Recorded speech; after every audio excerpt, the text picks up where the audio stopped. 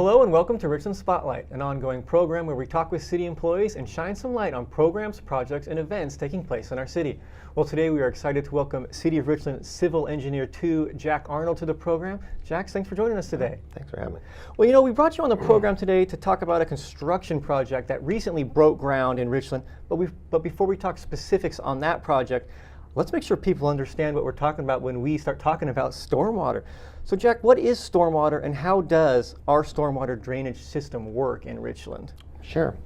Stormwater, it's basically any rain, snow, any water event, anything that hits the roads is considered stormwater to us. I mean, if you had a undeveloped area, the water would infiltrate into the ground, but when you have impervious pavement, then it becomes a great deal of water. And so that water is stormwater, and it has to be conveyed or taken off somewhere. It would create ponding areas and flooding of things. And so that's the stormwater, and that's what we're having to deal with.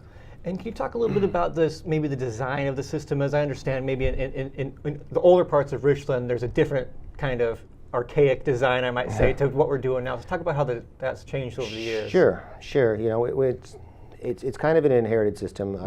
When stormwater was originally looked at, probably when the city was built in older times, in old school, the intent was to convey the water. I mean, you had to take care of all this water that hits the pavement, was to convey it to the rivers. And so everything is captured in catch basins, manholes. Everybody sees the manholes and catch basins, and there's piping underneath, and all this is piped to the rivers, untreated. And nowadays there's brake dusts, and we realize these things. There's brake dusts and oils and everything that get on the road, and so we're, modern way is that we're trying to treat this water. We're not going to dump it directly into the river with some of these pollutants in it first.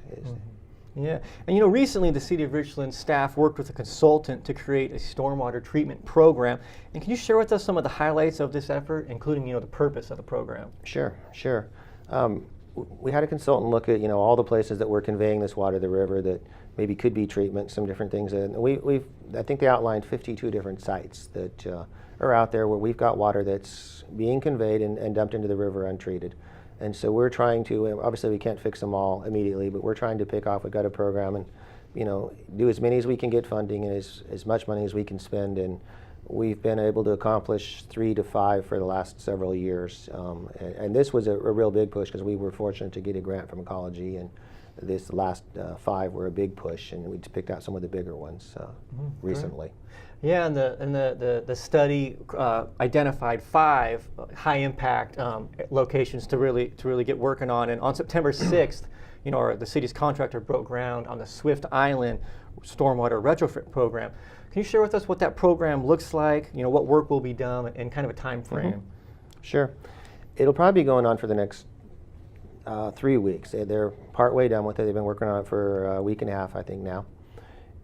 It's kind of a unique one because a lot of them that we're doing, there's a big basin and we're treating the water just before it goes into the river. In this case, the topography with the Swift Islands, they're existing medians in the roadway.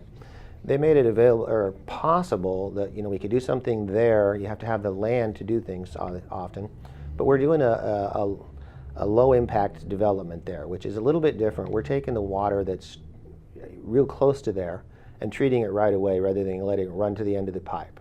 And it's basically because we have the topography in the islands. We're partnering with our Parks Department. They've done all the design as far as the landscaping and the irrigation stuff.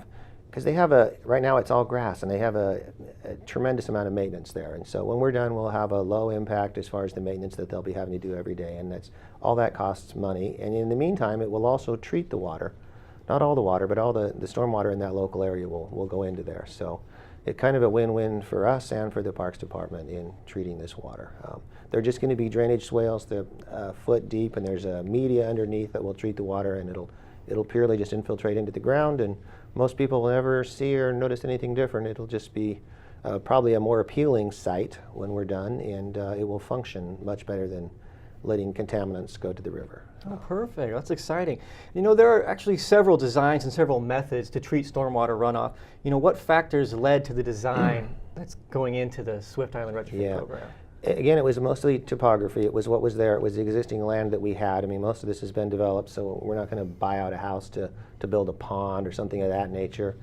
We are also doing some other sites. We have, of these 5 sites we're doing, some are purely under the pavement where we put in a infiltration trench or dry wells.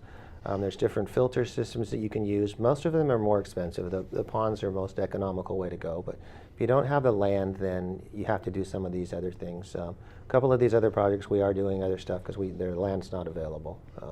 Here, the topography, those islands, was a perfect place to treat the water, so that's why it's being done there. Okay. And you know, are any of the other 5, I guess, high impact stormwater treatment locations identified in the stormwater treatment program? Have those been completed, or are they scheduled for construction soon? Yeah, actually, we put out to add on this. The contractor's working on 5 different sites. We've accomplished Swift as the 4th of the 5 sites. We have one more over on Park Street that we're going to do. That will just be infiltration gallery under the road. When you're done, you'll see some manhole structures, and that's it. But the water will go in and be treated through these structures before it goes into the river. Okay. And you know, Jack, I know you're not in the stormwater department, civil engineering, but I don't want it to seem like doom and gloom, like the water's entering the storm drain system and then it's just going right into the Yakima and the Columbia River. Can you talk a little bit about how the city of Richland has been proactively, clean out catch basins? We have a stormwater department to help mitigate that. Can you just talk a little bit about that? Sure, yeah.